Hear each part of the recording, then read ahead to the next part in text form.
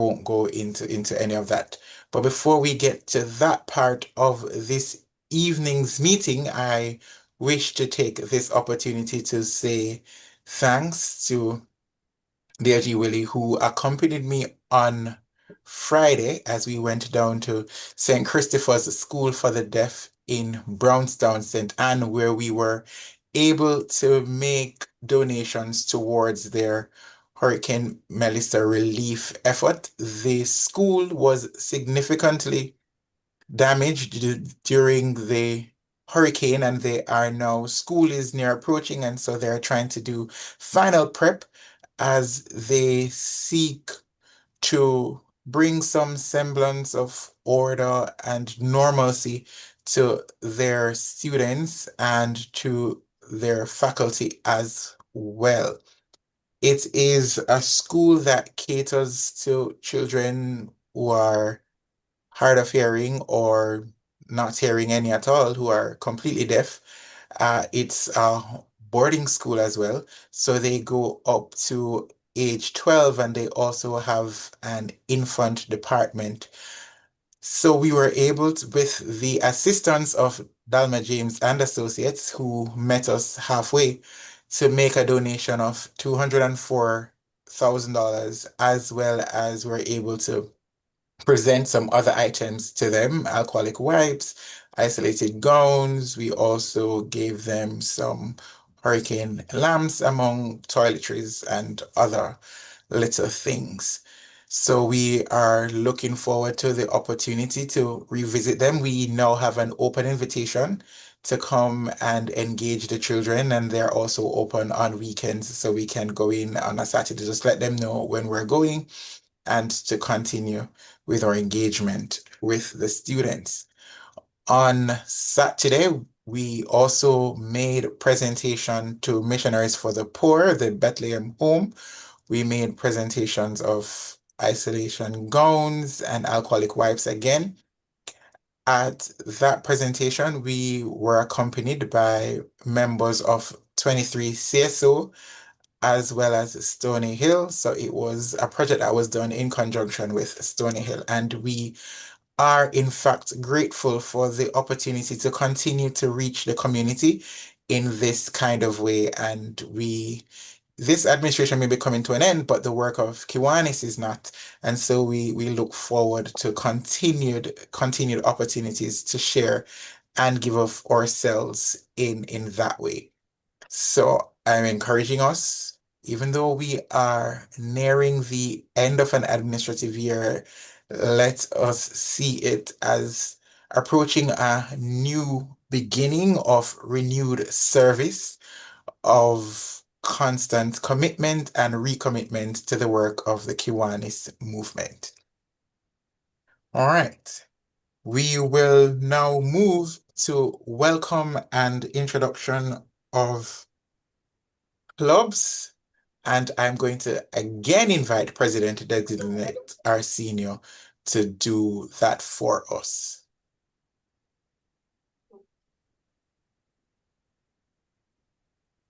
Good evening again, everyone. On behalf of President Zuri and the members of our club, it is my pleasure to welcome you all to another meeting of the Kiwanis Club of Kingston. This evening, we have a very informative session lined up for you. I do hope you all enjoy it. We will get right into the roll call of clubs. Do we have anyone visiting with us from outside Jamaica?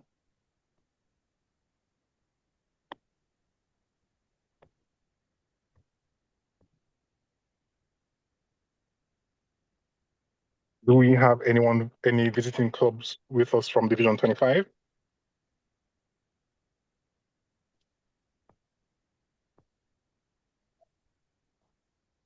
How about Division 24?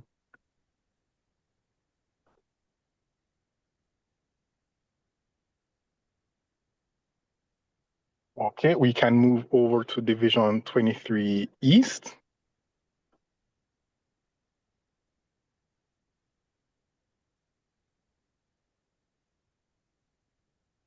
Division 23 West.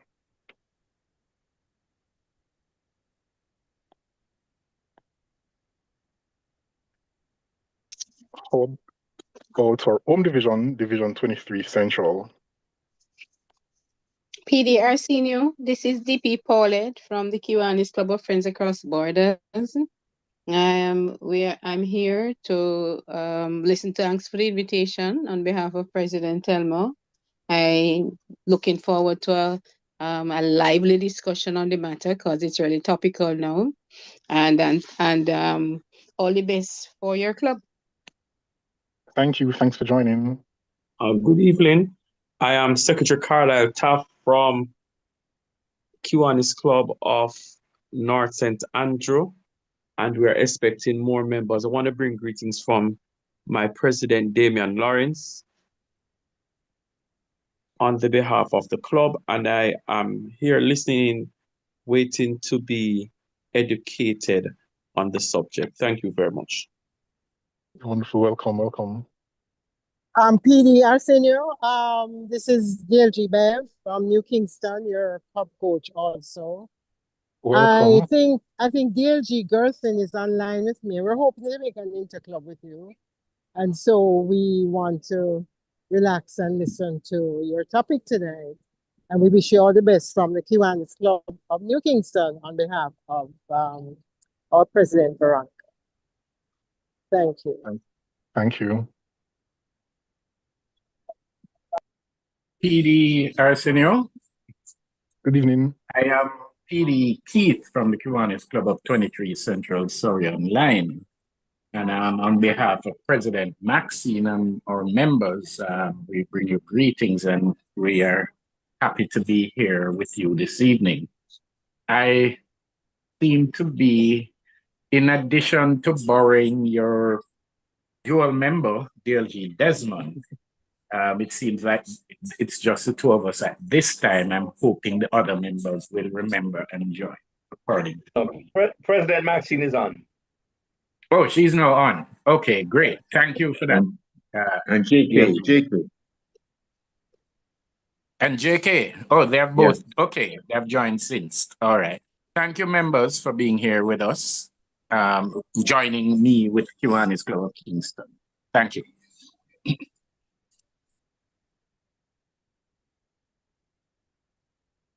Thank you. Do we have any other visiting clubs from Division 23 Central? Do we have online with us any SLP members?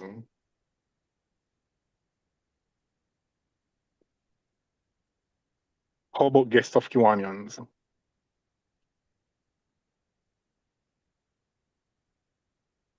Okay, if not, again, welcome to all visiting clubs. I do hope you enjoy the meeting. I will now hand back to President Zuri. All right, thank you, President-designate, and I do join with our President-designate in extending welcome to all of you to this evening's meeting. I received one apology from Director Andy Jean. He is working in Portland and would not be back in time to join us this evening. That's the only apology that I have received. DLG, Willie, did you receive any apologies? No, I didn't receive any, President. All right, thank you. Any other member of the Kiwanis Club of Kingston? Was an apology tendered through any of you and you wish to share at this point?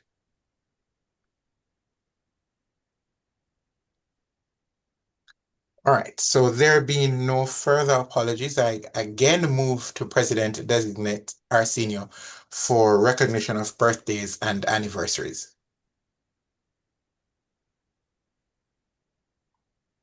Good evening again, all. We do have two special days coming up this week within our club. On the 25th, DLG Desmond and his wife Yvette will celebrate their anniversary. And on the 31st, we have another anniversary for Kiwanian Joseph Francis and his wife Annette. Happy anniversary to you both when it comes. And if there is anyone else on the call that will have a special day this week, birthday, anniversary, or any other special day, and you'd like to share with us, feel free to open your mics and do so. Thank you, PD. Arsenio. On behalf of Yvette, we appreciate it. Yes.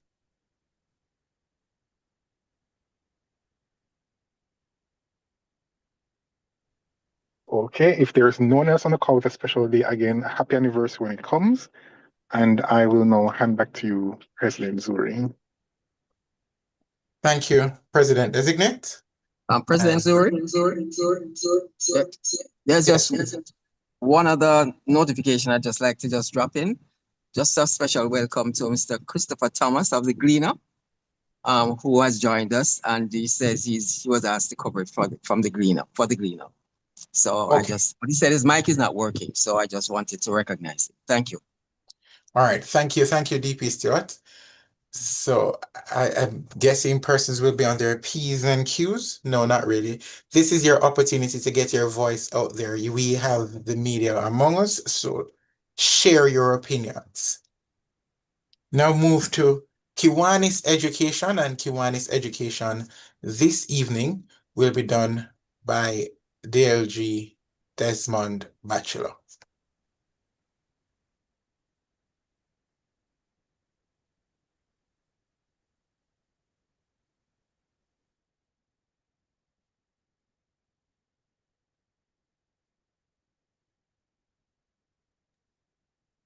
DLG, you're muted. We're not hearing you. Oh, okay. Good evening again. Good evening, President Zuri. Good evening, fellow Kiwanians, SLP members, and guests. I didn't hear any SLP members anyway, but maybe they're and didn't introduce themselves. The topic is the purpose of the Kiwanis Divisional Council meeting. The Divisional Council meeting is the main meeting where all the clubs in one Kiwanis division come together. It is organized by the Lieutenant Governor. The main purpose is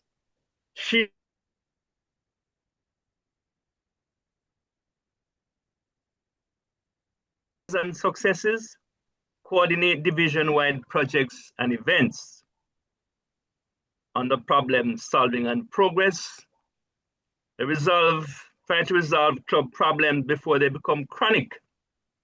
Example, where clubs are likely to lose their charter.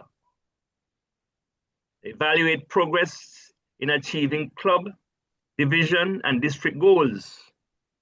And they track, report filings of clubs in the division. On the leadership and training, the DCM tries to promote division, district, and Kiwanis international programs, provide training to club leaders, elect new leaders before April 15, which is the new Lieutenant Governor and the Lieutenant Governor-elect really must be elected, as I said, before April 15.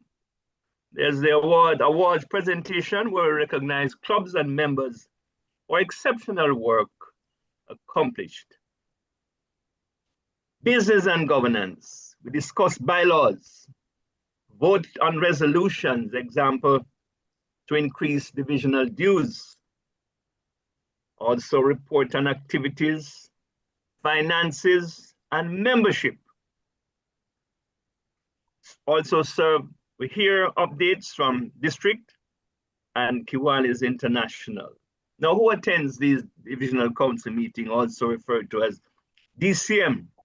The Lieutenant Governor, Lieutenant Governor-elect, the immediate past Lieutenant Governor, Treasurer, Divisional Secretary, club presidents and their delegates, club secretaries, division chairmen, other Kiwanians and representatives from CKI, Circle K International, and key clubs, and also specially invited guests.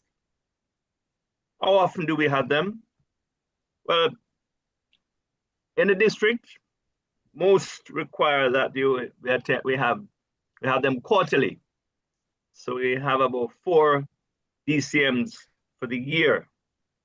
In summary then, it's where Kiwanis clubs in a division meet, the fellowship, solve problems, get training, exempling parliamentary procedures, and keep everyone informed with club achievements and alignment with Kiwani's goals and the motto, which is serving the children of the world.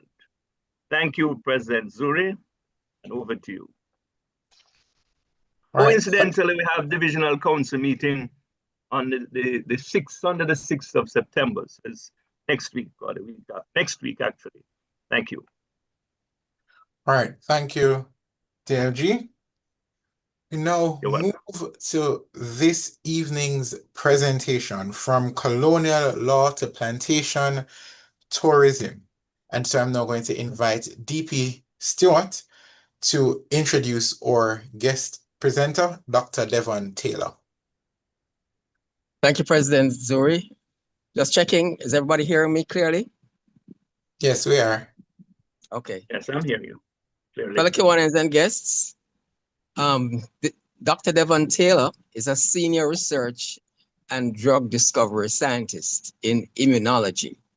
He's a graduate of the University of the West Indies and City University of New York Graduate Center with postdoctoral training from the University of Pennsylvania School of Medicine. He hails from Steertown, St. Anne, a northern coastal town in Jamaica. He's a social, economic, and environmental justice advocate with interest in community deconstruction, rising wealth inequality, land rights, and the exclusion of vulnerable people from environmentally critical and economically valuable ecosystems, particularly beaches and rivers, to create environmentally unsustainable infrastructure projects. He is an environmental defender and an advocate for the right of nature's status for beach ecosystems, seas, and rivers as an environmental tool to protect nature. He is the founder of the environmental justice movement, Jamaica Beach Birthright Environmental Movement, JABEM, which is an equal rights and environmental justice movement that seeks to undo and replace discriminatory beach access, land, and use of the sea policies that are targeted against the Jamaican people. Using community educational advocacy, legal tools, and the advancement of rights of nature status for beach and river ecosystems, JABEM is uplifting a new era in the protection of vulnerable people and environmental preservation. Currently, JABEM is collaborating with several communities across Jamaica and has 5 prescriptive rights cases in the courts for the rights to access the beach, use of the sea, and conduct cultural economic activities along the coastline. Fellow Kiwanians and guests, let's put your hands together and help me welcome Dr. Taylor. So all yours, Dr. Taylor. I've made you a co-host as well if you're gonna share your screen, if you need to. Thank you. Yeah, thank you. And it's good to be here.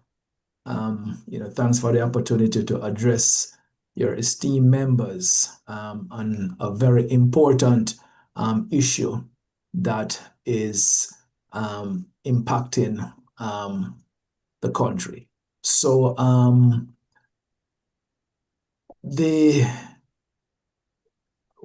Jamaican people, majority of us are the descendants of enslaved Africans, and our history is plagued by the vestiges of colonialism. And so as a presentation, I'm hope to discuss this evening, we'll focus on the colonial laws, which are vestiges of one of the most brutal period in human history, which is chattel slavery. And we are the living testimony of that. So, I just want to kind of share a couple of things which everyone in here know, and that is, what does the sea mean to most Jamaicans? And I have a slide on the screen, and I hope everyone can see the various areas that sometimes, we take for granted some of these areas, but most people may only see the sea in a recreational context, but it is a very well-used space in many other areas, economics and medicine and spirituality, and of course, the ancestral burial ground, for some of that 12.5 million Africans that died in the Middle Passage journey. That made the journey, and around 2 million perished. So it's important that we actually honor our dead in these spaces. I think the whole issue around food security, which we'll not go into a lot tonight, but understandably the impact in terms of regulating our climate as the largest body of water, on the planet that absorbs heat, that protect us from some of this impact of climate change, and of course the ecological benefits of it. The sea is also the largest source of oxygen on the planet. And so, while in Jamaica, the sea and the coastline is focused only on tourism, we tend to overlook some of the fundamental and more ancient use of the sea. Before I get into my presentation, I want to share, and maybe I didn't check these boxes, but let me stop because I want to make sure the audio is on for the next slide I share before I get into my presentation here. Share the sound. All right, that's good. And I'll just play it for a minute. No, sir, I don't care. No, so this is private property. I don't care. Just tell me, can you guys see the slide and the video? Just a feedback. Yes. Okay, great. Answer me now.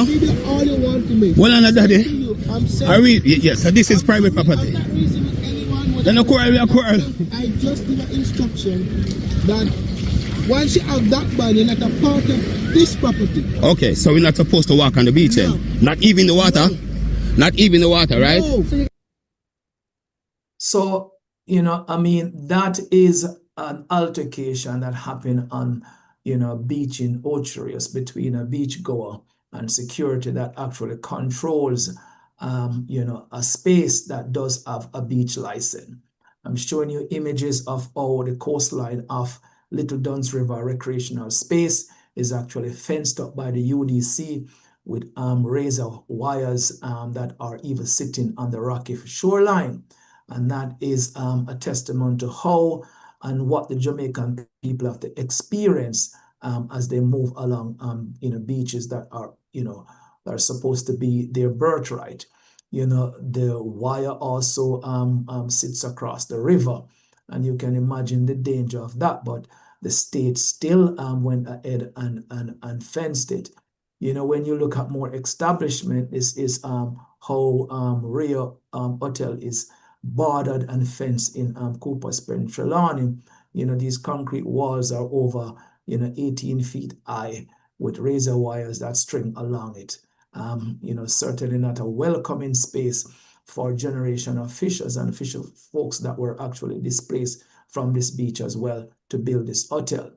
And this is a concrete wall that sits before a 1976 gazetted beach in Miami Bay, which is part of a prescriptive rights case that is now ongoing before the Jamaican court system. So the struggle across the island is very real. And so, I know a lot of conversation has been coming up about the statement that was put out by Jabem around less than 1% of the Jamaican coastline are beaches that is accessible to everyday Jamaican. And, the numbers are numbers that comes from NEPA. So, I welcome all of you this evening for what I hope to be a robust discussion. But the question that we're asking here is simple. How did a people surrounded by the Caribbean Sea becomes a people who must ask permission to reach it? How did we arrive out of Jamaica, where a child can be born within walking distance of the sea, grow up at the sea, live beside the sea, and yet have no fundamental statutory right to walk to that sea, bathe in it, swim in it, fish from it, or walk freely along its shores. That condition did not happen by accident, right? This is something that was constructed, and its construction obviously started through the dehumanization of chattel slavery and colonialism, right? It was constructed through law, it was constructed through land ownership, and it is accelerated through tourism policy. And it has been preserved through successive governments that has been unwilling to dismantle these colonial legacies and this legal architecture that placed control of the coastline above the rights of the Jamaican people. So I'd like to trace some of that architecture tonight, from colonial law to what we term plantation tourism, because the conditions and the way how land and the relationship to people, to land and the workforce is structured very similar to what existed on the plantation. So the argument is pretty much straightforward. The dispossession of Jamaicans from their beaches is not simply a problem of inadequate beach access, right? It is the predictable consequence of a legal and economic system that transformed the coastline from a shared space of life, livelihood, and culture, and community into a controlled economic assets. Right? And at the center of this transformation stand one of the most consequential colonial statutes that still govern Jamaican relationship with the coastline. And what that is the Beach Control Act of 1956. So before tourism, the sea was life. I mean, I think everyone that is listening here know that, the sea is full with life. So before we talk about hotels and licenses and the gates and the beach passes, we must remember what the coastline represents to Jamaican communities, right? And the first slide I put up there, that the beach was never merely somewhere you go on Sunday afternoon, right? The coastline was infrastructure, it was livelihood, it was food security, transportation, recreation, culture, spirituality, it was community, it was where fishermen lodged their boats and families bathe, where the children swim. It was where people, wash, where we have those intersection of sea and river, gathered, cooked, celebrated, worship, right? It was the space where, we honor our dead. It was where communities develop relationship with particular beaches. Many of us have, memories of the beaches and the rivers and the fishing grounds, right? The paths and the landing place over generation, right? The sea, therefore, cannot be understood simple as a tourism commodity because that came after. The sea is part of the social geography of Jamaican life. We're an island nation, we're island people. And the distinction matters enormously because part of the argument that is positioned is largely around the economics of a space rather than the livity and the lived experience of a people. So because when fishing community loses a beach, it does not merely lose somewhere to swim, it loses a workplace. When a vendor loses access to a beach, she may lose her income. When the community road to the sea is blocked, the community does not simply lose recreation. That is true for my community. It loses its geography, your history, the memory that you've built in these spaces, and the economy that a community develop and thrive on, right? And sometimes it's food. The sea is the only source of wild food in Jamaica that you can freely actually catch, without, a price or a tax associated with it. That is why beach dispossession must be understood as something much deeper than the number of public beaches as the government claimed to provide, right? The real question is not about the number of beaches. Then the real question is, what legal relationship do the Jamaican people have with the coastline, of their own country? Do we have a legal right to the beaches in the country? And what the colonial legal architecture of 1956 sets up. So we should look at how, we transition into this period. Jamaica became politically independent in the 1962. But 6 years before this independence, the colonial Jamaica enacted the Beach Control Act, and that does matter, right? 1956 is a pivotal and central, year to this struggle. This was not, just legislation created by an independent Jamaican Republic or even an independent state.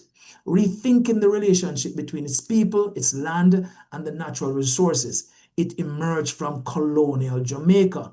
And one provision exposes the fundamental problem. So Section 3, Part 4 of this Act state that no person shall be deemed to have any rights in or over the foreshore of this island or the floor of the sea, save such as are derived from or acquired or preserved on the or by virtue of the statutes. These words deserve to be read slowly. No person shall be deemed to have any right. That is the starting position of this legislation. Not rights, control. Not citizenships, but permission. And not public inheritance, but administration. So the government owned 2000 policy that they had put forward over 26 years ago, acknowledge the legal consequence that there is no general common law right to bathe, right? Jamaica has no statute conveying general public rights over the foreshore or the seabed apart from the Beach Control Act. And the 1956 Act itself did not create general public rights of access and use. Remarkably, that same government policy proposed that a public right to walk along the foreshore or bathe in the sea should be created by amending the Act. So the government understands the problem, but there are some barriers as to why we have not been able to do so over the last 70 years. So think about the significance of that.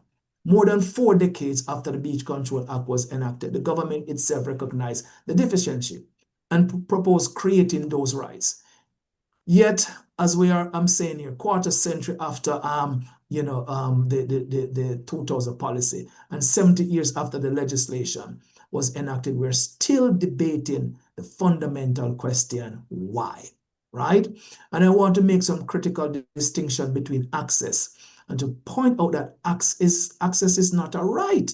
So we don't want to be caught up in access. And we have been using rights as a pathway to access, because without the rights to a space, you're depending upon permission, which, can be taken away. And that is what's been happening over the 70 years of existence in this policy.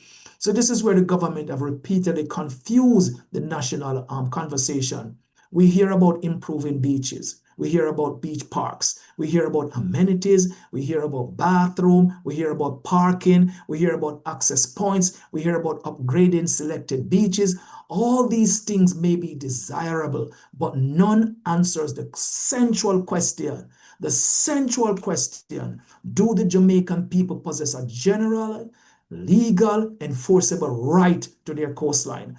A government can give you access today and withdraw access tomorrow. That's very clear. That happened to many beaches that are, gone. Mama Bay is a gazetted beach. It's no concrete walled off, right? So what you had permission to, that can be taken away.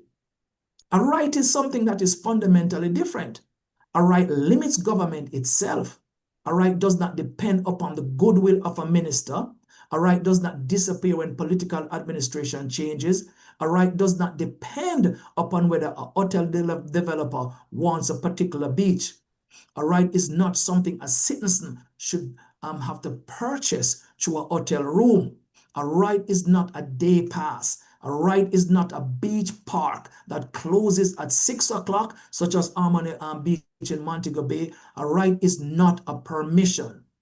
Access administered by government is fundamentally different from a right held by people, right? And I want us to really understand that distinction, and that is what freedom and liberation and one seeks as we talk about decolonization of the country's laws and the country. This distinction comes even more important because the Beach Control Act created a licensing architecture governing commercial use of the foreshore and seabed.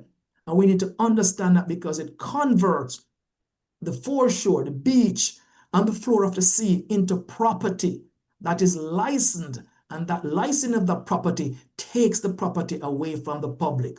So the act therefore helped to establish something extraordinary, powerful, a legal mechanism through which access to coastal spaces could be allocated and controlled without first establishing the coastline as a fundamental commons of the Jamaican people.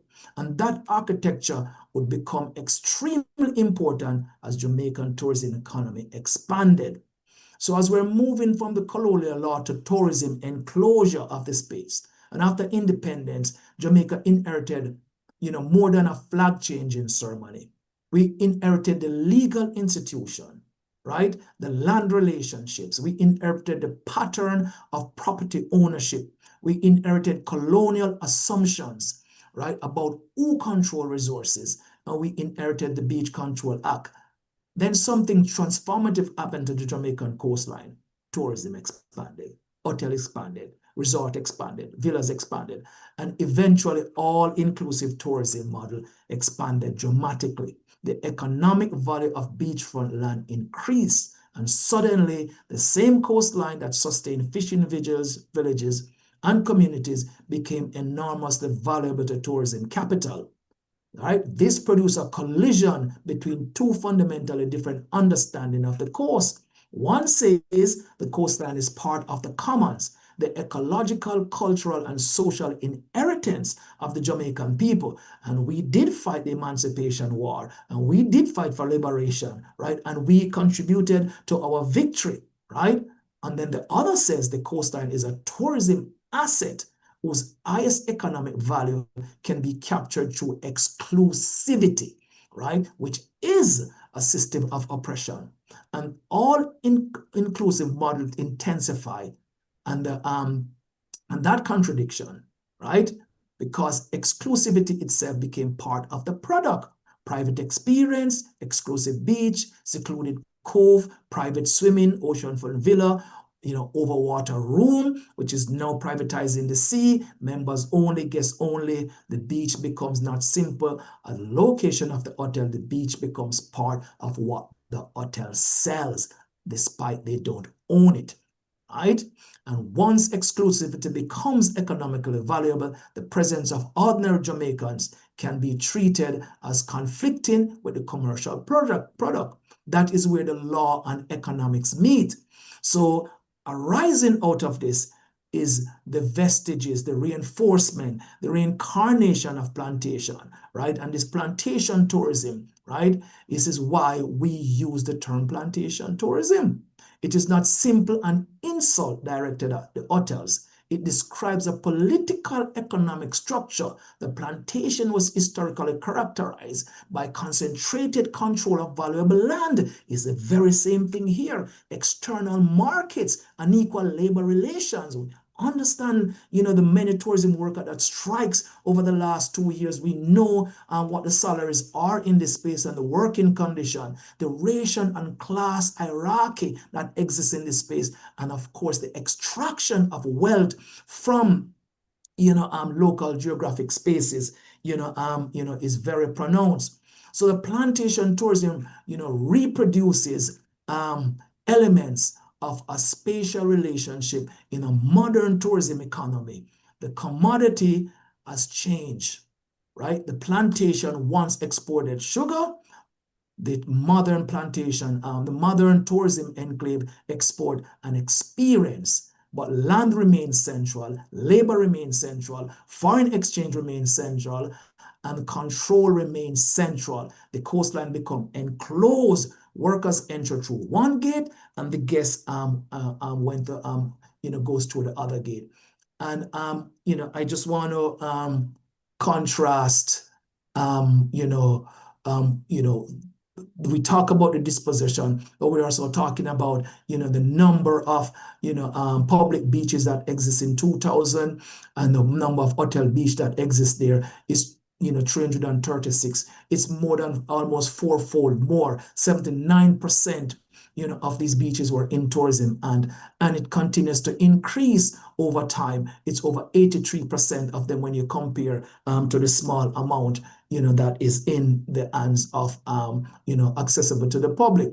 And I talk about the expansion of the product because now the sea is now being privatized with overwater bungalow that are blocking fishing channel that fisher folks have used. Right, so this is a new modality that is happening, and this is happening that was in Providence, Montego Bay. This is what is happening in Marby Bay, and not only that, these are expanding, but they're also being built in Marine Park, which they should not be built in these spaces. This is another one in Paradise Pen that is actually being built, in overwater bungalow in a mangrove conservation forest. So the product is by no means ecologically friendly. It ignores the importance of our archaeological heritage. This one is building on 4 rivers. This is the Dean Valley watershed that, we are in a water crisis in Jamaica right now. There are fishing beaches there, but at the same time, the approval for these kind of environmentally unfriendly products there. And this again, speaks to the large expansion. Now, there are 3 of these in Jamaica, despite we have no regulation that exists in Jamaica that deals with these structures. We only have a guideline, and we know you cannot truly prosecute for environmental violation upon guidelines because they are shifting, right? And the government also is saying that, well, it does not,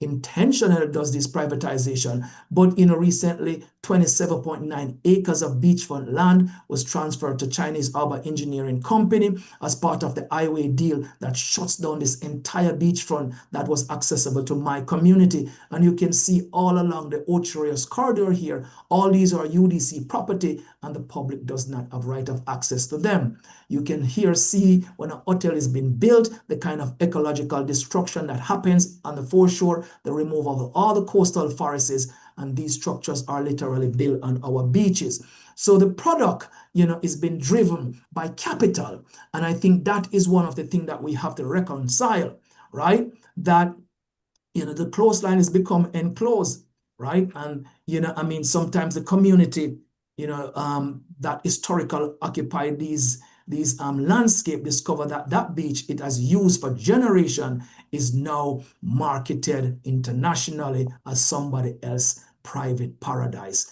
So the contradiction could not be clearer. Jamaican workers can be employed to maintain a beach that the Jamaican families may struggle to access. Right? They can rake the sand, serve the drinks, cook the food. They could clean the rooms, maintain the gardens, guard the gates, entertain the guests, and then leave the property at the end of the shift. That is the geography of plantation tourism. Labor is welcome, citizenship is insufficient, right? So, we're talking about, you could look historically at, a lot of the coastline, whether it's in Montego Bay, whether it is in Trelawney, it's in St. Anne, right? And that describes really how the area that developed from fishing communities mainly into international tourism destination, that's what these spaces were, and that is what they have become, right? As family beachfront property was sold to hotel development, former owners lost access to land where they had grown up, right? The report described, public beaches access becoming extremely limited, right? And that is in the 2000 report and in the 2018 report and the 2025 report, right? That as the coastline become dominated by all-inclusive, fisher folks were displaced towards marginal, river banks or, some small, parts of the coastline that, did not meet their needs because, and despite they have prescriptive rights of access, right?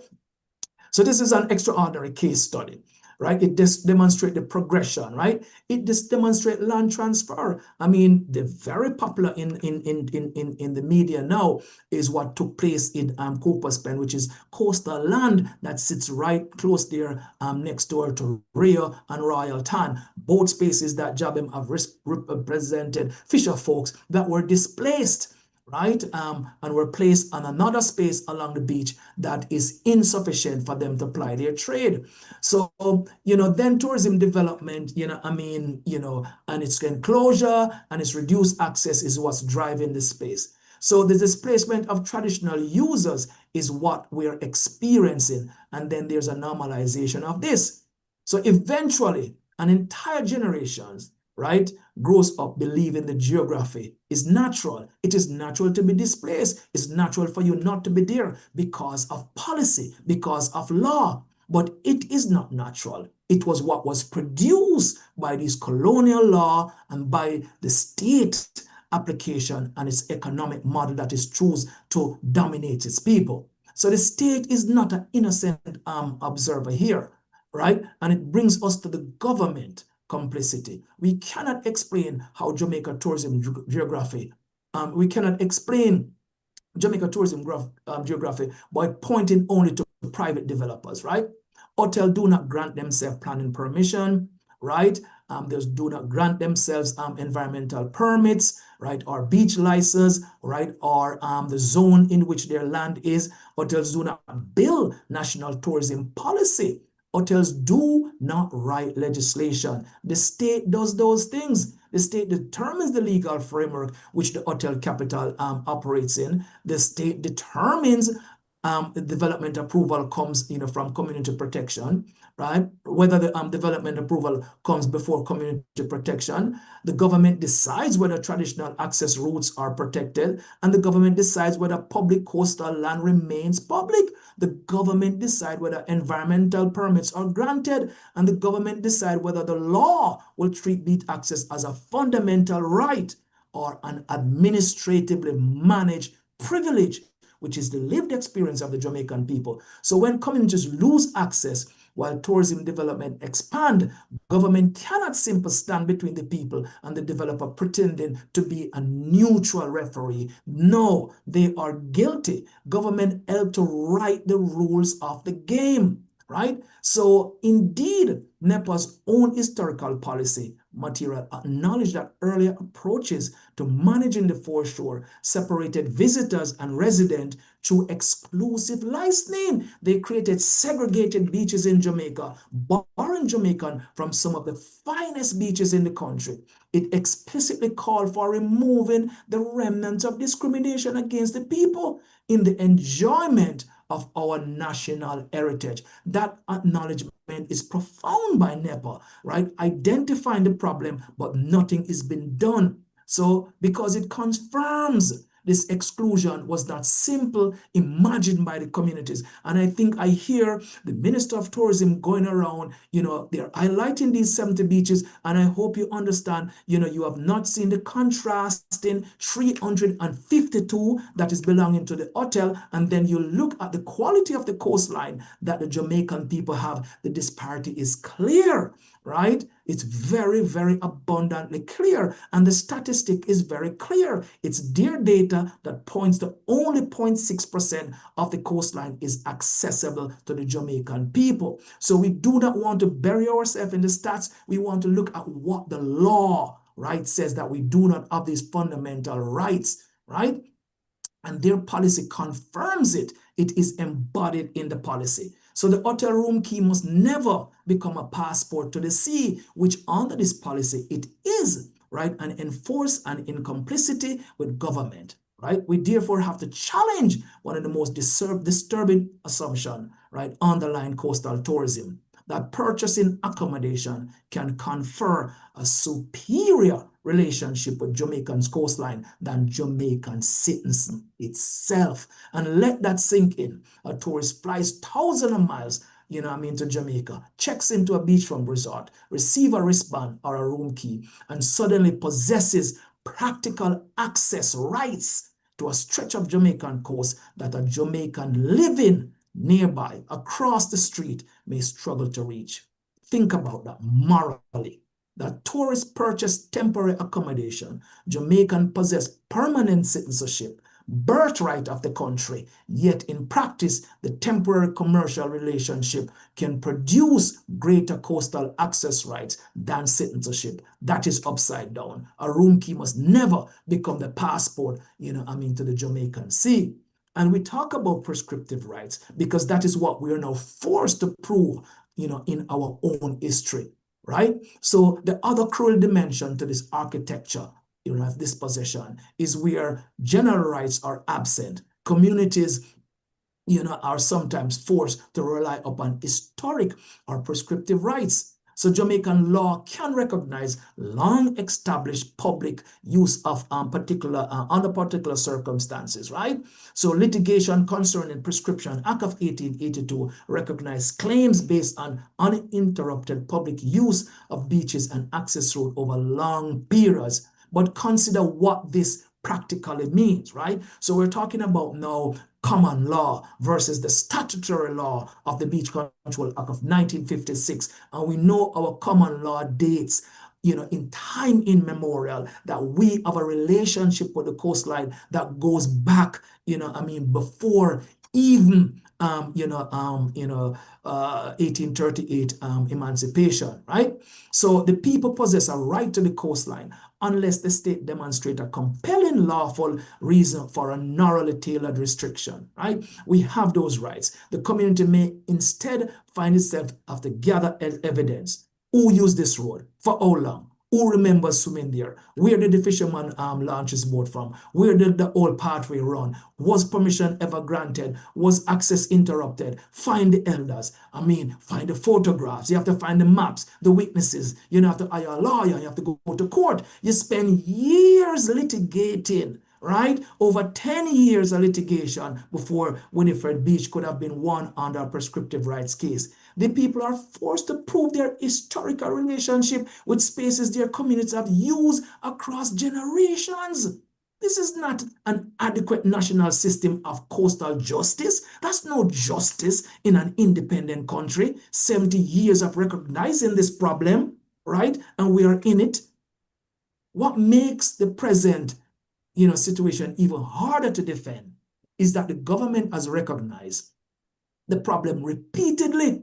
In 2000, they acknowledged that the general rights of walking along the foreshore and bathing, should be created through amendment of the Beach Control Act. In 21, the government official again spoke about improving access and reopening of established access point. In 2024, the Prime Minister said that the issue involved people's rights and prescriptive rights and declared that Jamaicans are entitled to access. And we're in an election cycle, and you hear all the buzz coming out about the access rights, and we're getting excited because we think that this becomes a political issue, and so it would have resolved itself, and both parties committed for this to be done. In 2025, the government said its beach policy would seek to balance, right, citizens' expectation with those of local and foreign investors while operating within Jamaican law. There's no balance here. The thing is out of balance, out of whack.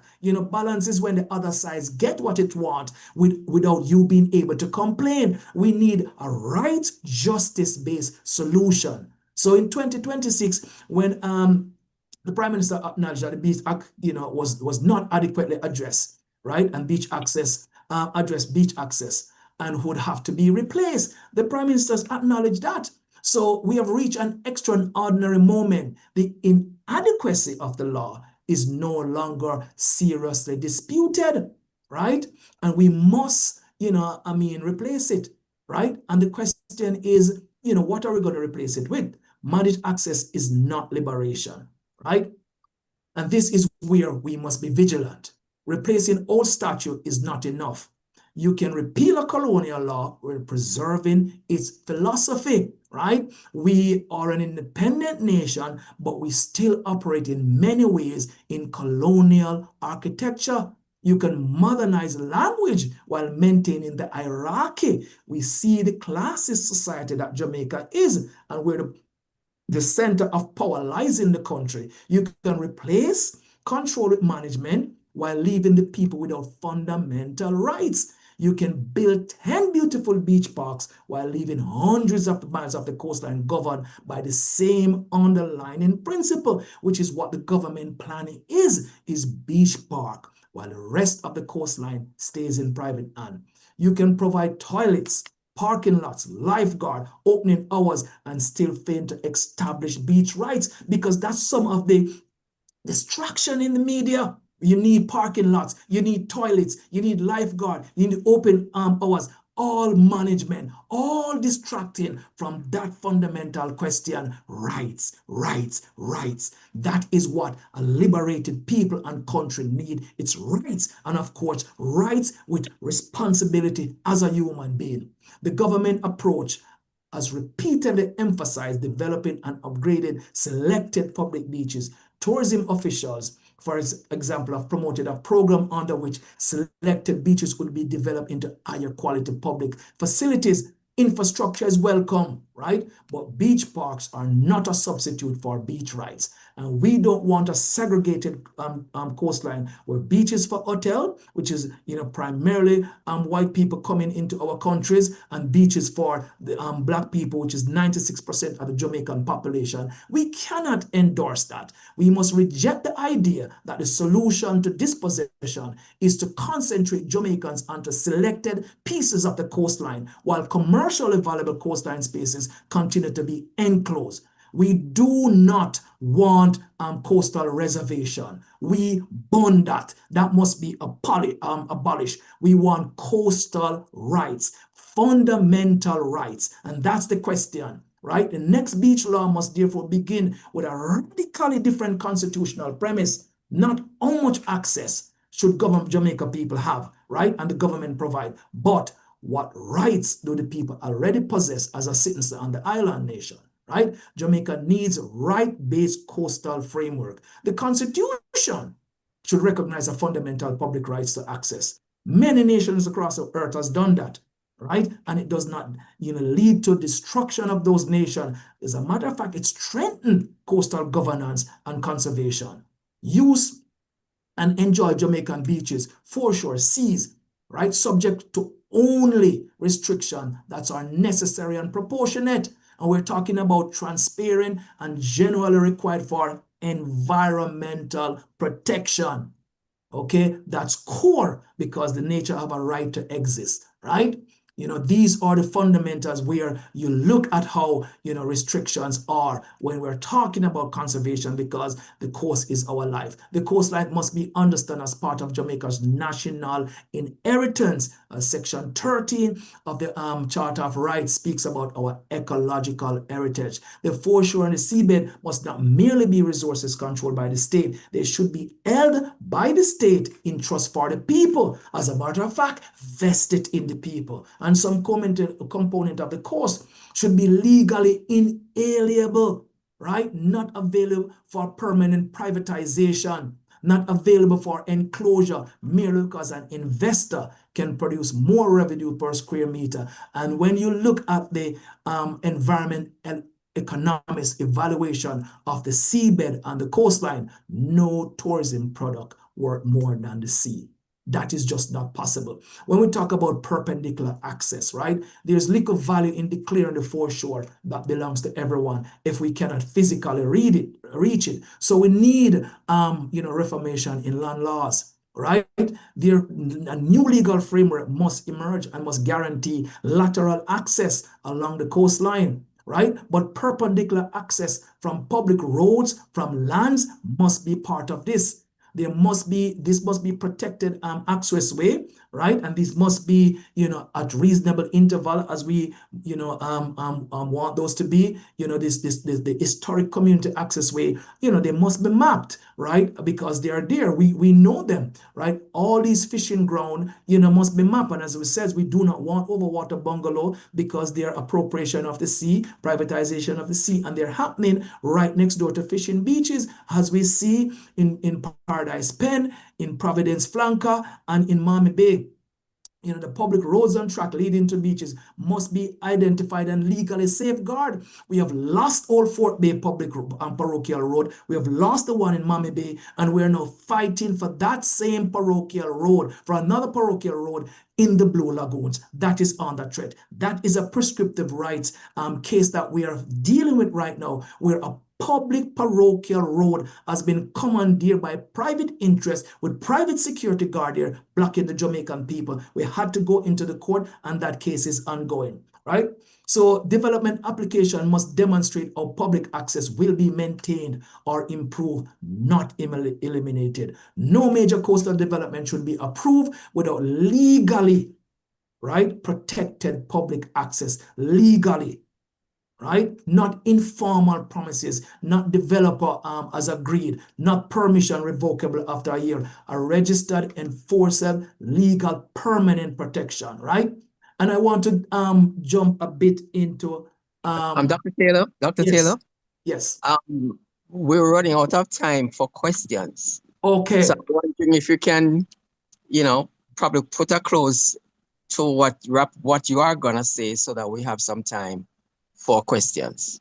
Okay, all right. Yes. So let me just speak about moving from control to rights, right? So the Beach Control Act itself reveals this older philosophy around controlling the beach, controlling the foreshore, controlling people who use it, license uses, permits, and all this kind of restriction, right? We need something fundamentally different. We need something that would frame the coastline as the Coastal Commons and Public Rights Act, or something that speaks to Beach, Sea, and Coastal Rights Acts. A law whose starting point is not control, but citizenship, not exclusion, but inclusion, not privilege, but rights, not colonial administration, but democratic stewardship. We need to decolonize the coastline. That must be something that we all do, right?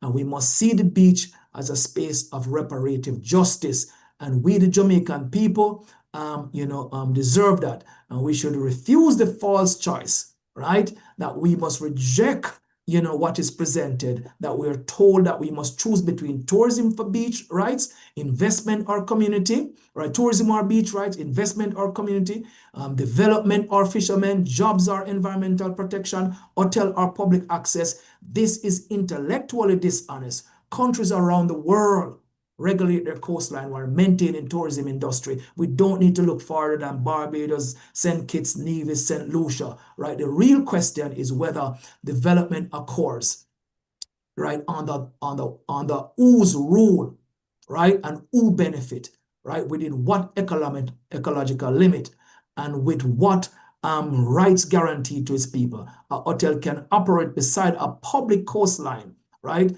Tourists and Jamaican can share the same beach, fishing communities and tourism can coexist, and conservation and public access can coexist. So what we're demanding here, right, tonight, is for listeners who are interested to help us to get the Beach Control Act of 1956 be repealed and replaced, right? But not replace colonial control, right? With 20th century managed control, but replace it with rights, with demands free and fettered permanent rights to Jamaican coastline to present and for the present and future generation. We want constitutional protection. We want customary and prescriptive right protected. We want permanent access way protected. We want the fishers, ecological rights, and community to be protected. And so, I will end here.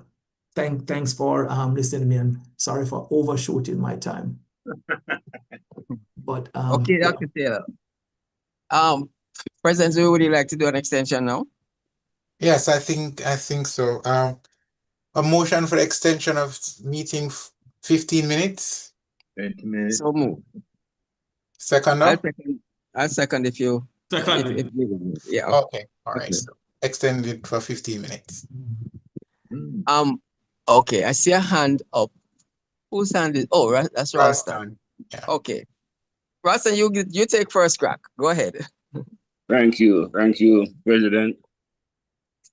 Dr. Taylor, thank you. You know your subject, and I appreciate the passion with which you pursue your aims. My question really, because I understand all that you have said. I've been to Barbados and I understand rights, and after rights come access, and we see they have like stipulated access points, 6 feet, at least 6 feet wide, that you can stay on the main road and view the coastline, or you can access the beach through those points. But my thing is, organization like yours, which is pursuing the courts and what have you, traditionally, we figure that to get to where you want to, need a little bit more than just that. And maybe the main organization will not get involved in forceful pursuit, but there must be some appendage organization that, because these people, Colonial, they're not ready to give up, and sometimes we have to take things. But my major question to you is, coming here to make a presentation to us, what next for us as a organization? How do we lend that support and not just listen to you and go home until the next guest speaker comes? Yes. So one of the way that you can work with us. So we are pushing, the political establishment to repeal and replace. The more voices they're here in different sectors of our society calling for this, I think it help, right? It is all collectively of oppressed system break. Right, so I think lending your voice that the injustice around the Beach Control Act of 1956 that does not grant us right is something that is unjust in a present day society, and so you lend your voice to that. There are other material ways, right? We have 5 prescriptive rights cases in the court. That means a lot to the fishing community, to the recreational communities that are using these spaces that are under threat. I mean, we need the support to to pay bills. I mean, or if there are attorneys in your space who would like to volunteer their services to help us to fight these cases, right? Because the other side that we're going up against, which include government and private sector, are using some of the biggest and most powerful law firm in the country. So our president is an attorney. I just giving you that information. Okay, so that's good, right? That kind of material support is very important.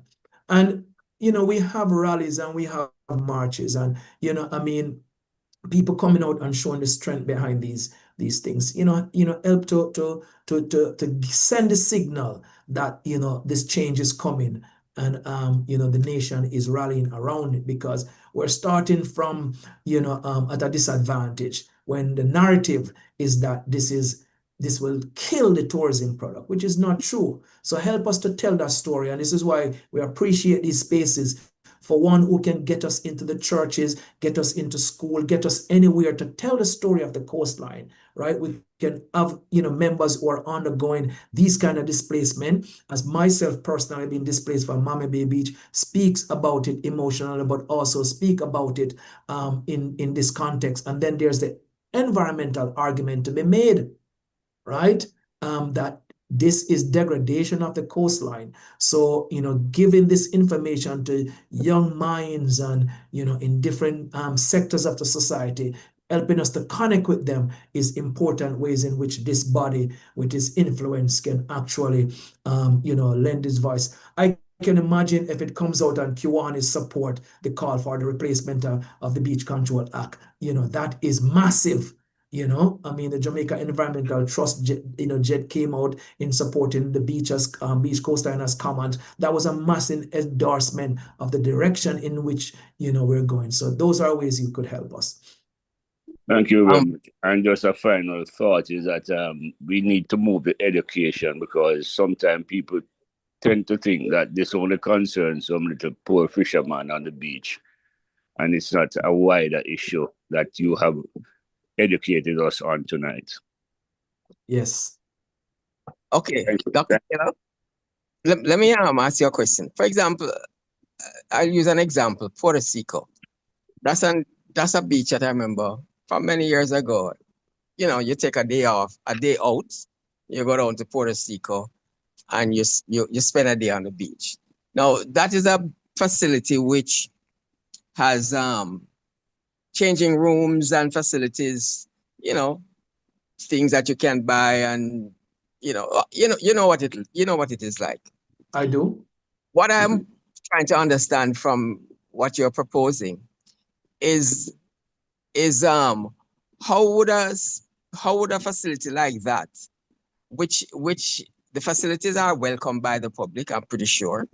How does that coexist with what you are, well, what it comes across as if some of the things you are proposing, as if there shouldn't be any charge to, how does that work based on the kind of line that you are pursuing?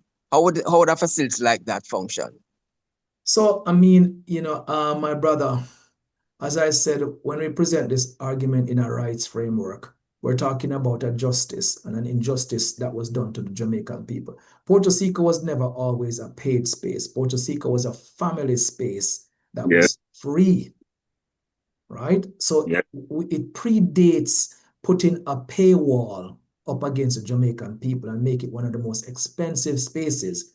So actually, Puerto Rico was robbed from the Jamaican people. So if we're talking about justice, right, we're talking about just returning this to the Jamaican people, right?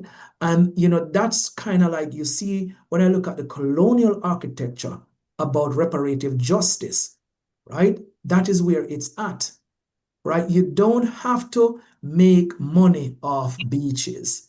Now, I showed you the graph that tourism make $4.3 billion in 2024 and $3 billion left the country. I think they made similar money in 2025 and similar amount left the country. It's not that we're going to lose money. There's enough money being made off the coastal spaces that can pay for the amenities that a Puerto Rico would say that's what it's charging for. Bathroom, changing room. That the money that's made off of this resource is billions that can cover dwarf, right? And I also make it the false choice between bathroom and your rights, because I'm not sure how old you are, right? But I've been using beaches, running down there, using them across and heading back up. So I don't want to get wrapped up into amenities, because when we go there, we lose the sight of the fundamental injustice that we are, coming through. Absolutely. Some beaches, can have bathroom on them. And I said there's enough money that makes off the space that can supplement that. We do that. We see many times government draw down money from many different ministries to do what they want to do in terms of other projects. And they say that is in the interest of the nation. Well, similar things can be done because the resources that is funding this tourism juggernaut is being made. So you're asking me, are we going to put, Puerto Rico out of business? They only says what? They're like 10 seriously charging beaches across the country. Putting 10 business out just for get the Jamaican people rights to their coastline. I mean, the trade-off is not that significant when you look at the historical harm being done to the people. Okay, so when you say that there's enough money being made, what you're saying then is that it should be government controlled then, and then the government would provide the facilities if there need to be any facilities, and then the people would use it for free. I just want to understand if that's what you're saying. Yeah, well, I am not for central control of community beaches. I'm for more of a participatory democracy where communities that are closer to the beaches manage them. Just as Omame Bay Beach was managed by the Steertown, Chalk Hill, Greenwich Farm community, they are the one who knows the beach, knows the landscape, and can be empowered, because citizens must be empowered to control their local spaces, right? They must not be controlled by central government. They should be controlled by local empowered spaces. I think that is when we empower the people to take charge, to be responsible, right? And of course, there's going to be guidance because we're at a deficit here. Many of our folks, yes, are not steep in aspects of environmentalism. So that is going to come into being because they have been deracinated from the coastline for many generations, right? Now we reconnect these, right, into a modern, all communities operate and control these spaces. That's the approach, local control. Okay, there's another hand up. Before we go to the hand up, there's a question in the chat from Mr. Thomas from the Gleaner that I'd like us to look at. Okay, sure. Yeah, because he said his mic wasn't working. So let me read it. One sec. It's okay, I have it up. I know that Cooper's Pen was listed among the examples of places with restricted access In light of what happened there in recent weeks with houses being demolished, could you clarify what connection there is in relation to the restriction to beach access? Well, several years ago, the rear hotel that was being built there took over the fishing beach. And Jabem was representing the community. The community actually really lost access because government get involved in it, and some kind of pseudo monetary settlement, which was nominal, and I would not even want to call a number here, was offered to some of the fisher folks. And the government said they created an easement over a neighboring land, which right now is not protected under law, that the community could still walk out on the beach. And in fact, I actually could show it because I have a picture of it here. So the Cooper's Pen community have lost their prescriptive rights to their beach that they've been using for over 100 years, and they've been placed before actually a swamp, a wetland, with really no infrastructure for fishing. I mean, there are sheds there, area where they pull their boats up. They don't really have that right now, right? Land where they pull their boat up. And on a prescriptive right, it's not just the wet sand or the dry sand that fisher use. They use actual land for protection of their boat during storm. They have lost all of that in Cooper's Pen. So the fisher folk did not get the best deal that the government says. Easement was made for them to enter the beach, but the prescriptive law that things incident to fishing and the area that they've been using to protect their boats and everything, they have lost that. But it is when capital overtakes the rights of a people, and fisher folks have rights, they would have had stronger protection in that space. Agreed. Okay.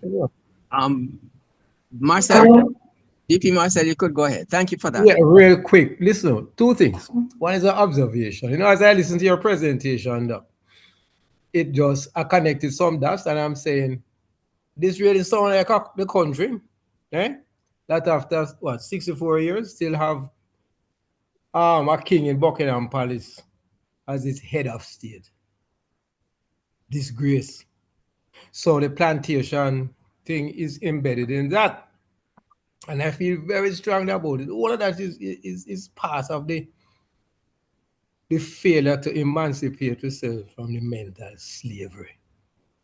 The other thing, though, is that the encouragement for me, you see, with the action you're taking, right there in St. Anne, I just want to point out that I think it's a landmark case where the mountain name that it went to court. Oh, Dry Harbor. Yes.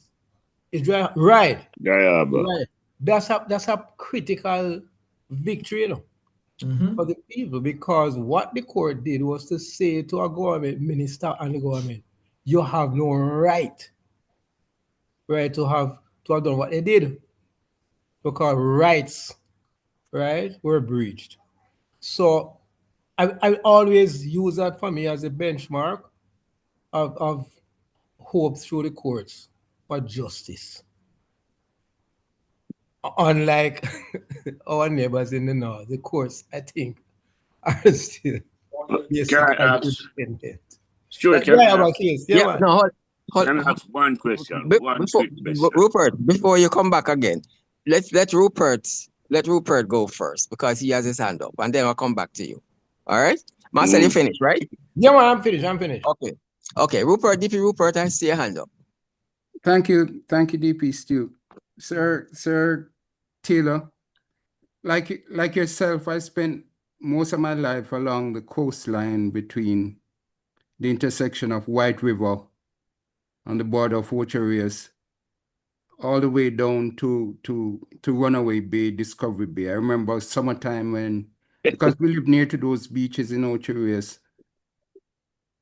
my parents would take us in summertime further down the coast for just a change of beaches. And I've watched it over the years where almost all the beaches along the coast have been taken over. Gone. I remember most people don't know about Little Duns River, where one of the nicest, although you don't have a lot of sand down there, but it's one of the nicest sea areas in along the North Coast. It's shallow.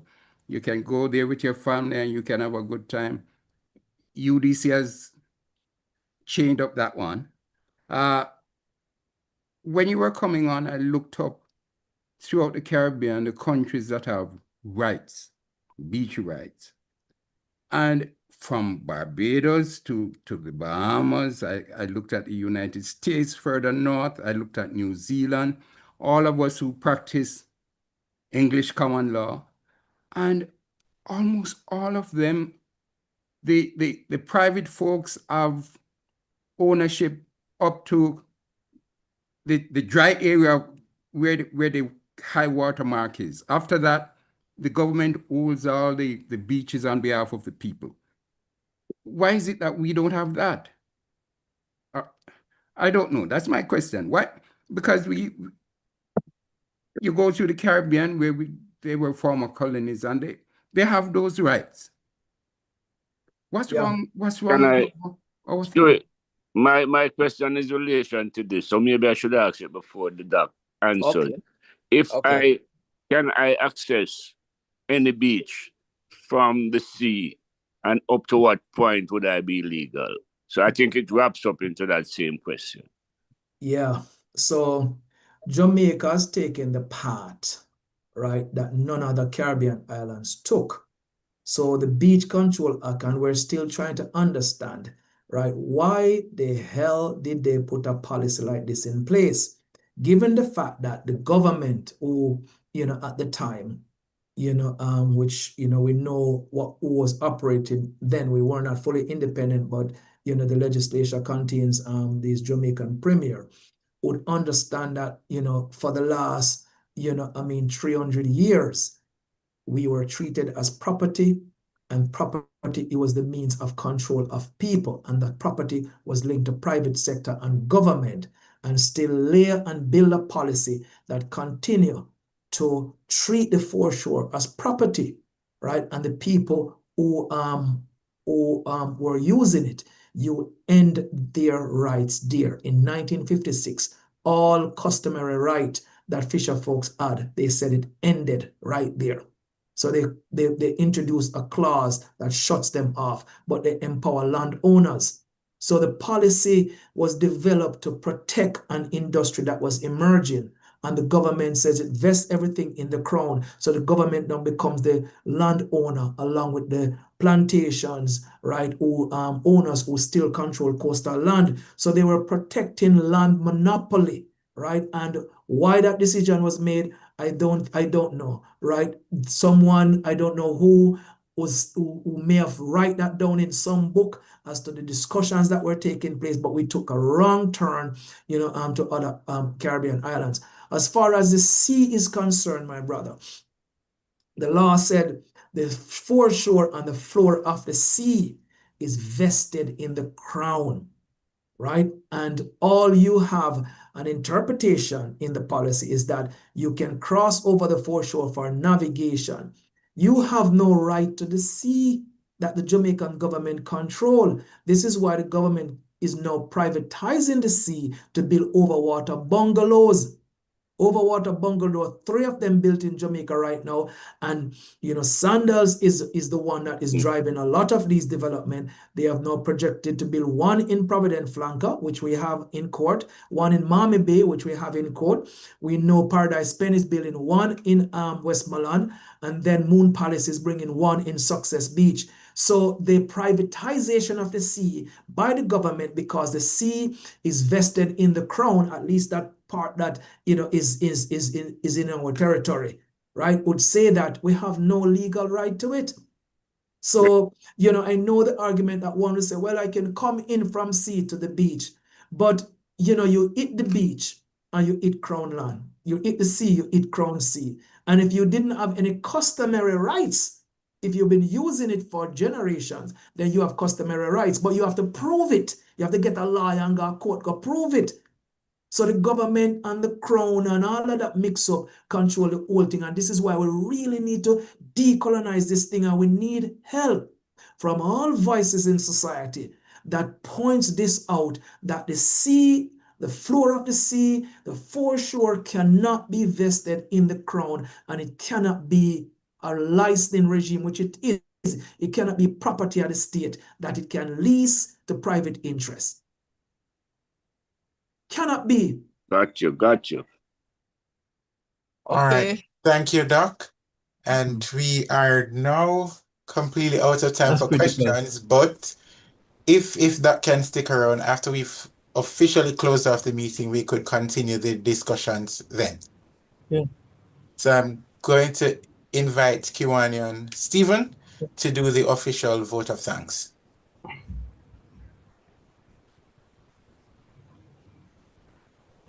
Good night, fellow Kiwanians and guests. Dr. Taylor on behalf of the Dr. Devon Kiwanis Taylor. Club of Kingston. Thank you for an enlightening and thought-provoking presentation. You challenged us to view the Beach Control Act not simply as a legislation, but as part of a broader colonial legal framework that somewhat shaped who could access Jamaica's beaches, under what conditions, and who pretty much benefits. I think your central question of what is the legal relationship that Jamaican people have to the beaches of our country was especially important. I think you showed us how the act was presented as a means of regulation and public protection, often enabled and purported exclusion, restricted traditional use, and disadvantaged coastal communities, which includes fisheries vendors and families who have relied on these spaces for generations. I think your distinction between access and rights was particularly powerful.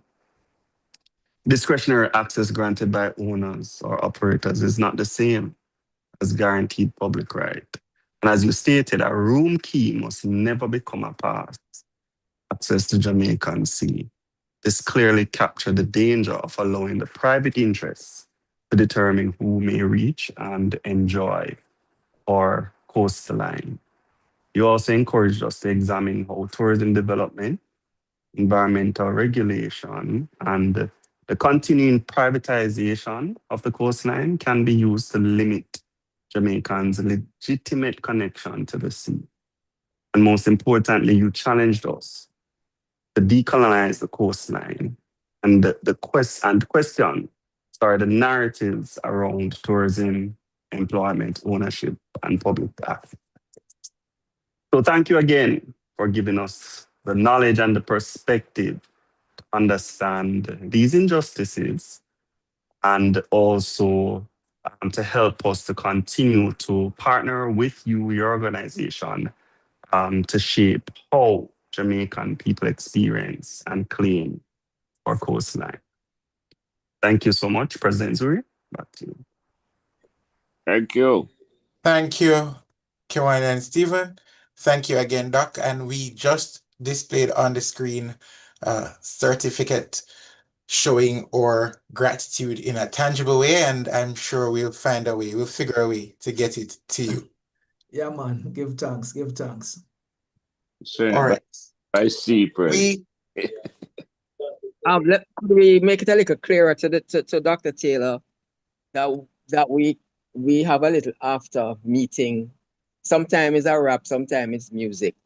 But if he has the time, then maybe we can get more discussion if you have the time to stick around. I think that's what the president was trying to say. But I wanted you to understand what it meant, that opportunity exists if you have the time. Thank you. Yeah, I have 15 minutes. Okay. All right. So we are going to be having notices and announcements, interclubbing opportunities. Dear Willie. Thank you, President Louis. Members, we have a fundraising committee planned for this Thursday, 5:30 at the offices of Distinguished President Newton Rambiel, and that may need to discuss outstanding amounts or outstanding collections from prior year fundraisers, as well as the upcoming annual Grand Christmas Charity Ball to take place at the Pegasus on Saturday, December the 19th. Mention was made of the Divisional Council meeting at the fourth quarter, September 6th. I still have not received confirmation of the venue. You will be advised as information is made available. In terms of interclubbing opportunities, as usual, you'd be advised following this as of tomorrow, as those interclubs we plan to go to. But just to make notice that we did get 2 invitations. One was from Lieutenant Governor for clubs within Division 25 for their interclub installation on Sunday, September 13th. And Montego Bay will be having their 60th anniversary meeting, as well as installation on Sunday, September the 20th. Those are all the notices, announcements, and interclubbing opportunities for now. Over to you, President. You may want to ask them visiting clubs if they have any announcements to be made. Thank you. All right, thank you, Deji Willie. And quickly, if there is anyone on the platform who wish to share any notice with us, giving you the opportunity to do so now. All right, going once, going twice, going 3 times, gone until next week. Thoughts for the week, DP Marcel. Thank you, President, after such a wonderful presentation. Here we go for the today and the week. Fill your heart with gratitude, your mind with positivity, and your day with purpose.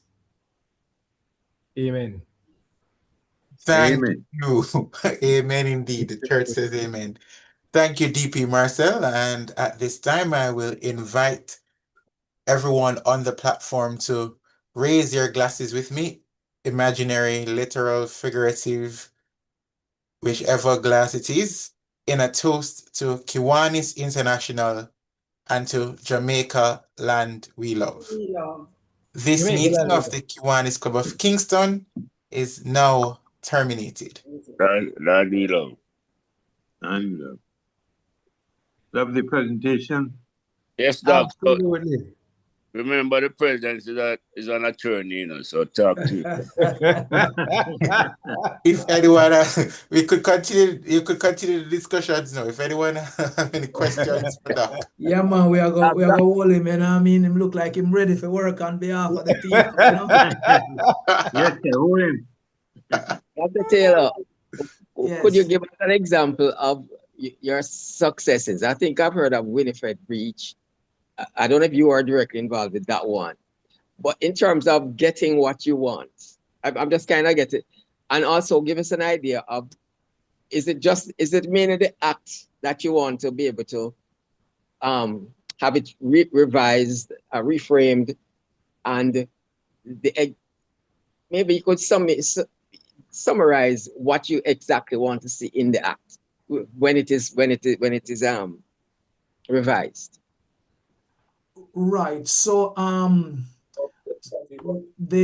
I was not involved directly with the Winifred case. The attorney that's representing us now, which is Marcus Goff, Goff Law with Daniel Andrade, his wife, they were the lawyers on that case. I was familiar with it, supported it, but not directly involved. Some of our successes, I think the Blue Lagoon was locked down and everyone was locked out. And our advocacy in terms of agitation, our media campaign, and just how we organize and push hard within Portland space, we got the Blue Lagoon to reopen, right? And that's something, that we are very proud of in working with the Blue Lagoon Alliance, which are the rafters who are in the Blue Lagoon who are since yet not able to raft, right? Rafting has been banned here, and so They are there, doing some, still selling their wares, but they can't, return to what they used to make a living from. When it comes on to Little Duns River, that was also closed, and our advocacy and putting it in court and arguing, we got the government to agree to open the river. And now the government allowed it to be open 2 days a week, which is only Saturday and Sunday. You may drive by still and you see people there, but people are just kind of pushing their way in now because it's the only space that is, really between St. Anne's Bay and Ocherius that is free and open and have access to a river. So it is heavily used by the Jamaican public, and that is what we are in jeopardy of losing. Why did they want to close it? What was the plan? What were they trying to do with it? Private interest. Well, that is fundamentally because it seep out in the public when the government said that they have investment to put in Little Duns River, and they will do that with consultation with the community, but the community never heard anything until it leaks out into the public, and we've been in court for 3 years, and they're fighting to kick everyone off. As a matter of fact, the government during the election cycle offered to make the beach, prescriptive rights, so would have rights to use it. But what the government wanted in return is that the brethren them who actually, make the tracks to lead you to that beach from in the 50s, because it was, a lot of Rastafari that settled the space.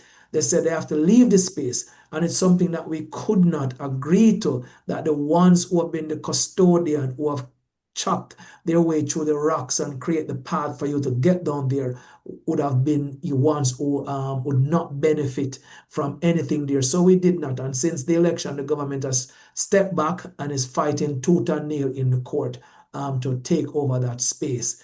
So they want it for private development. Its original closure was that, an unfortunate incident that happened on the road where someone had died, and they attributed to saying that it was illegal activities happening on the premise, which it was not happening on the premise. There were some people there who tried to collect from people, and it's something that that was discouraged, and right now we have actually abolished any semblance of that in the space.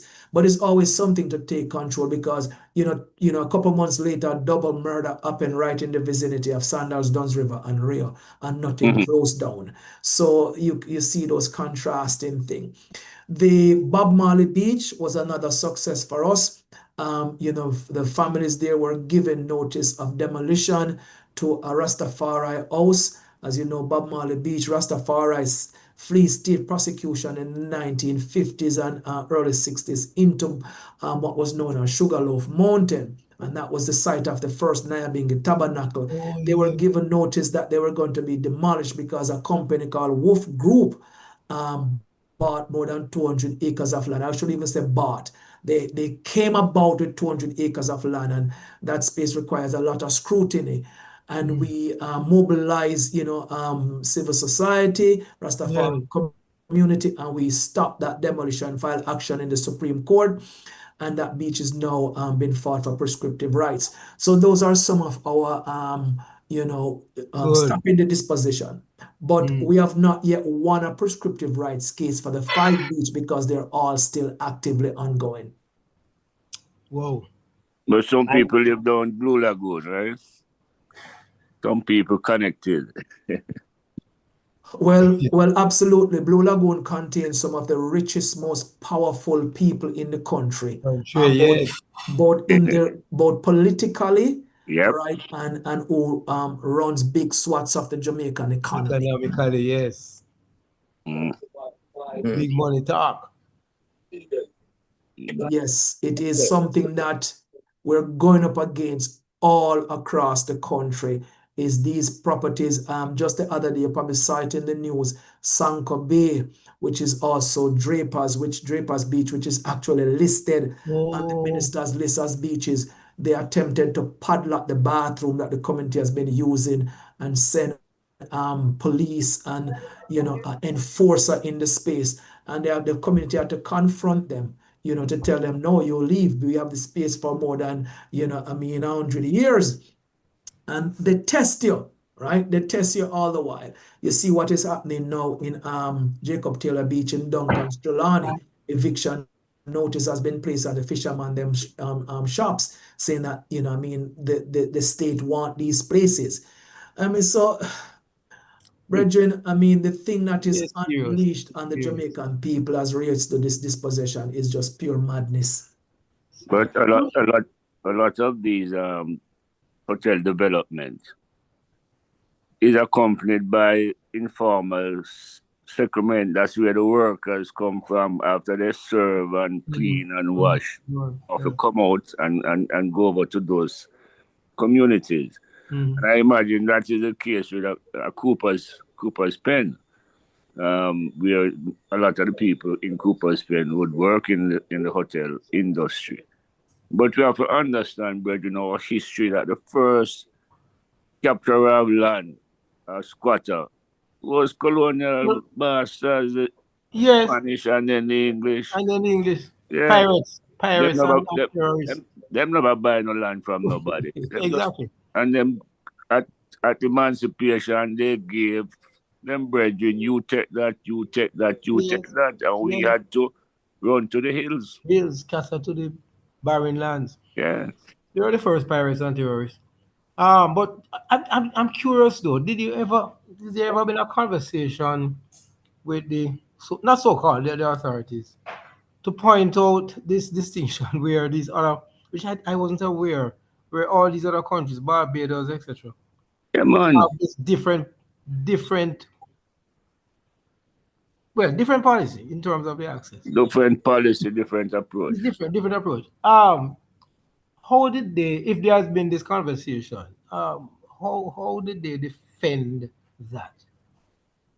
It's indefensible, but so the question is, has there been any conversation with make that comparison with our Well, it's funny that you asked that question because the government in their beach policy that they put out in was tabled in March in the Prime Minister's budget did a comparison with the other Caribbean islands and actually put St. Kitts and Nevis and Antigua and a couple in there that highlight that those countries have these kind of freedom to access their beaches and Jamaicans don't. And in the same breath, the policy calls not for fundamental rights, but what they call for qualified rights that are based on a set of conditions.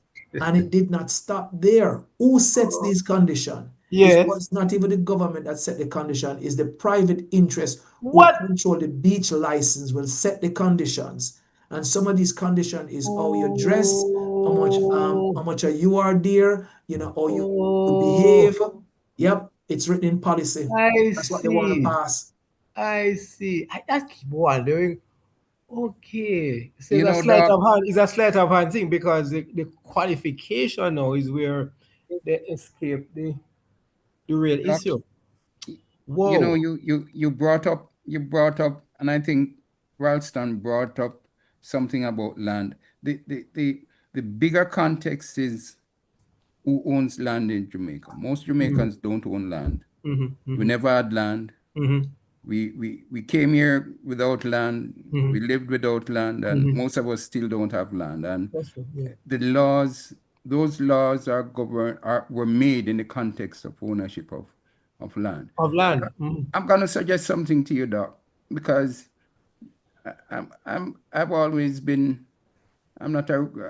People may think you're a radical, but it's not a. It's just because most people don't know. Ignorance. Yeah, we don't know what the laws are. And when we see big property coming in and setting up along the areas that we considered ours, not knowing that really they had no claim to it. Education. Are you permitted to go into the schools?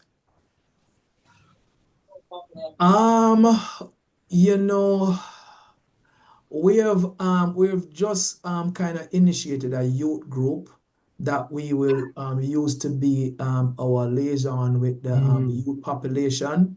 But we have not gone into the lower schools. We have gone into universities. University professors have invited us to talk to their students, and we have done so. But the primary and secondary schools, we have not really been in there. We have, a bunch of youths now that is getting up to speed as to, these policies that they can really substantively engage that population. So, it's something that will be happy to. Yeah, What about but churches, Doc? Have you? We are connected to a couple of coastal church.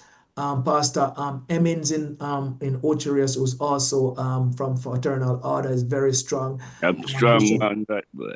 Yeah, man. Yeah, Bishop Warren, we have a Bishop Taylor, so a couple of them, but we need more, right? These are the spaces in which we really truly need to engage more. So any opportunity, just send it up. We have other members who can visit and talk, you know what I mean? Rupert is a countryman, but him leave country and come town in a dark. The man that live down at Center and all along the coast. Right? I will repatriate you. If we didn't come to town, probably the erudite gentleman wouldn't be so erudite. Beverly Thompson have her hand up, and I got to jump off in 2 minutes for a engagement at 9. So I'd like to hear her question quickly. Yes, go ahead, Beverly. Right, hi. Okay, just a concerned citizen now. I want to ask you, Doc, what is it that we can do? What can we do? What are you expecting from us as citizens to go out there and talk about our rights? What we can do? Yes, I want you, the citizens, to now start calling out the Beach Control Act of 1956 as something that does not give us fundamental rights, and we need it to be repealed, replaced. We want it to be abolished, and we want a policy that gives Jamaican people fundamental rights. So you tell your friends that if you want to write a letter to the editor, if you want to make a social media video, clip, send it to us. We'll collaborate and post it. We want you to now be the advocate that says this out there, right? That's what we like you to do. We'd like you to, we publish the court list. You can come to court and show your solidarity with the people who are on the front line, the 5 cases out there. I'm going to share some information with your esteemed president so he can circulate it in the group. We have a petition going, and that petition is calling for the government to withdraw their proposed policy, right? We'd like you to sign that petition, right? If you sit down on a little corner and want to give you a couple 2 cents for help pay some legal fee, right? Or you want to just give it Mr. President time, we take that too. You know what I mean? And we're saying, your family members who come back to Jamaica, have them to avoid some of these resorts that are blocking Jamaica and use the Airbnb, participate in community tourism. You know what I mean? Sometimes you have to take a stand, right? So that's some of the ways you can really and truly help us. Right? Okay, but Ralston, is it in our rights as Kiwanians? How this work with us now? No, we are supposed to. We are asked to be good citizens, and that's part this of. This is a part of it. Yeah. Okay. So this is no political, not political. It's not political. It's about rights, and right. I like the idea of writing. Writing is educating others, So. And you're good with that. You're good with that. So it's rights and justice. Right. So, ladies and gentlemen, I have to run, but I'm happy to come back on at any time you see fit. Okay. Let me just say something, Doc. This is being recorded and it's gonna be on YouTube. Okay. We have a YouTube channel, and I will send you the video when I do a few edits. Okay. And you send the president the relevant act, the name of the act that we need to refer to if we're writing about it. Okay. All right, sounds good. Thank you. All right, Thank you, Dr. guys. Taylor. Yes, Doc. Peace and love. All right. All right. Bye-bye. Okay, let me just close this now. Wait, One wait. sec.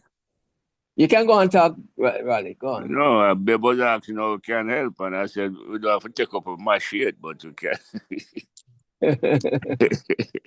Yes, I know it's a serious thing going on because that's going to affect our grandchildren, great-grandchildren, and so on. Because I grew up where I could go to a beach. My father could take me to any beach. Yeah, Down man. on the North Coast, and you